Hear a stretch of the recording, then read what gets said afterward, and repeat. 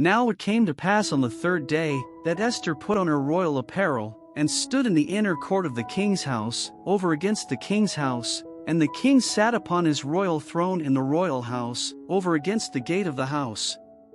And it was so, when the king saw Esther the queen standing in the court, that she obtained favor in his sight, and the king held out to Esther the golden scepter that was in his hand.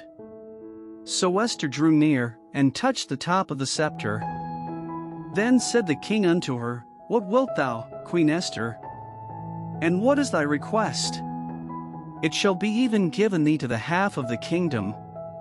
And Esther answered, If it seem good unto the king, let the king and Haman come this day unto the banquet that I have prepared for him. Then the king said, Cause Haman to make haste, that he may do as Esther hath said.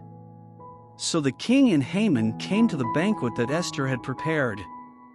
And the king said unto Esther at the banquet of wine, What is thy petition? And it shall be granted thee, and what is thy request? Even to the half of the kingdom it shall be performed.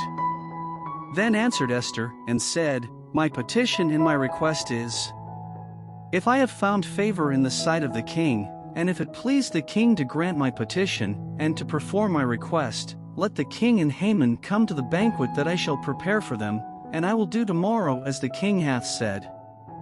Then went Haman forth that day joyful and with a glad heart.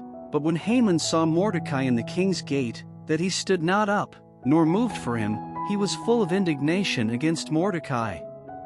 Nevertheless Haman refrained himself, and when he came home, he sent and called for his friends, and Zeresh his wife.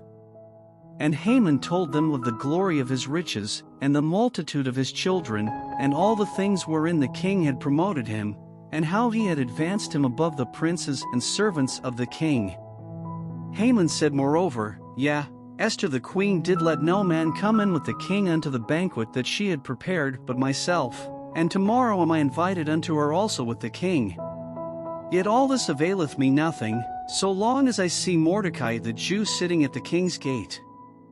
Then said Zeresh his wife and all his friends unto him, Let a gallows be made of 50 cubits high, and tomorrow speak thou unto the king that Mordecai may be hanged thereon, then go thou in merrily with the king unto the banquet. And the thing pleased Haman, and he caused the gallows to be made.